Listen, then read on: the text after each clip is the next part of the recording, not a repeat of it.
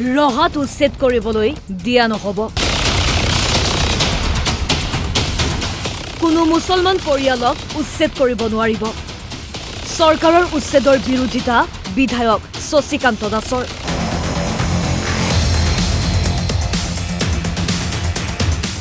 ৰাজ্যৰ বিভিন্ন প্ৰান্তত সন্দেহজনক নাগৰিক তথা বনাঞ্চলত বসবাস কৰা লোকসকলৰ বিৰুদ্ধে চৰকাৰে অব্যাহত ৰাখিছে উচ্ছেদ অভিযান।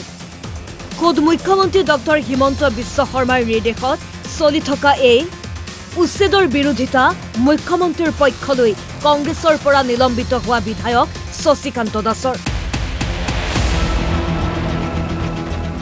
ৰহা সমষ্টিৰ বিধায়ক শশীকান্ত দাসে কেৱল চৰকাৰৰ উচ্ছেদৰ বিৰোধিতা কৰাই নহয়, সমষ্টিটোৰ অন্তৰ্গত কোনো এটা মুছলমান পৰিয়ালকে উচ্ছেদ কৰিবলৈ নিদিয়ে বুলিও স্পষ্ট কৰে বিধায়ক দাসে। যিসকল লোকৰ ভোট লৈ বিধায়ক হৈছে সেইসকল লোকক কোনো কাৰণত উচ্ছেদ কৰিবলৈ নিদিয়ে বুলিও ৰহাৰ মাধৱপাৰা গাঁও পঞ্চায়তৰ কাৰ্যভাৰ গ্ৰহণ অনুষ্ঠানত স্পষ্টকৈ কয় বিধায়ক শশীকান্ত দাসে। উচ্ছেদ বা অন্যান্য এনে ধৰণৰ কিছু পৰিৱেশ সৃষ্টি হৈছে, কিন্তু আজিলৈকে মাধৱপাৰা বা ৰহা সমষ্টি আপোনালোকে লক্ষ্য কৰক প্ৰভাৱ হৈছে নেকি? কাজিৰঙাৰ মাজতে ছ'চিয়েল ফৰেষ্টে আমাৰ নটিছ দিছিলে, ৰাতিপুৱাই গোটেই সৰু সৰু ল'ৰা ছোৱালী লৈ মাইকী মানুহ লৈ মোৰ ঘৰ ওলাইছে। আমাৰ শামছুল্লাহ জানে গোটেই কথাখিনি, আমিৰ দাস শামছুল্লাহহঁতে কথাখিনি জানে।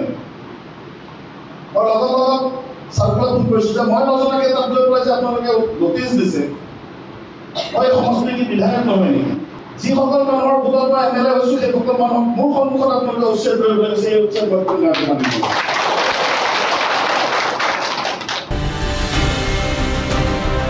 ইপিনে প্ৰশাসনে ৰহা সমষ্টিৰ অন্তৰ্গত কিছু পৰিয়ালক উচ্ছেদৰ জাননী প্ৰদান কৰাটো ক্ষুব্ধ হৈ উঠে বিধায়ক শশীকান্ত দাস।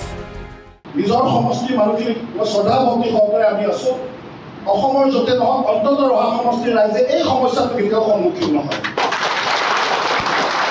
আৰু ময়ো অনুৰোধ কৰিছোঁ, ময়ো আপোনালোকক অনুৰোধ কৰিছোঁ যে আমাৰ পূৰ্বজন অতীজৰে পৰা যিসকল আমাৰ সংখ্যালঘু লোক আমাৰ বিভিন্ন জেগাত আজি ঘৰ দুৱাৰ সাজি সুন্দৰকৈ আছে, নতুনকৈ যাতে কোনো বাহিৰৰ পৰা যাতে আহি পেলাই আমাৰ শান্তি সমৃদ্ধিটো যাতে নষ্ট কৰিব নোৱাৰে।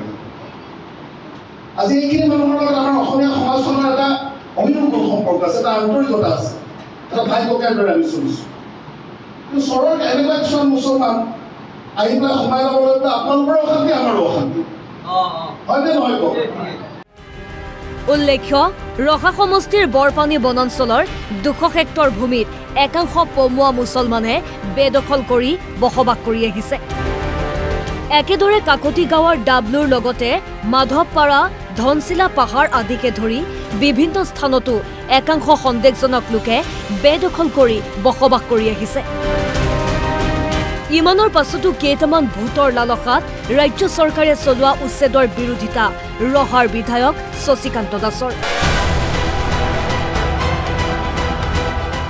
উল্লেখ্য যে ৰহা সমষ্টিৰ উন্নয়নৰ স্বাৰ্থত কংগ্ৰেছ এৰি মুখ্যমন্ত্ৰী ডক্টৰ হিমন্ত বিশ্ব শৰ্মাৰ শৰণাপন্ন হোৱা বিধায়ক শশীকান্ত দাসে নিজৰ সমষ্টিৰ মুছলমান ৰাইজক সুৰক্ষা দিবলৈ উঠি পৰি লগা ক্ষেত্ৰত ৰাজ্যৰ মুখ্যমন্ত্ৰীগৰাকীয়ে এতিয়া কি পদক্ষেপ গ্ৰহণ কৰিব সেয়াহে হ'ব লক্ষণীয়। কামপুৰৰ পৰা অৰূপ বৰাৰ ৰিপৰ্ট, NB নিউজ।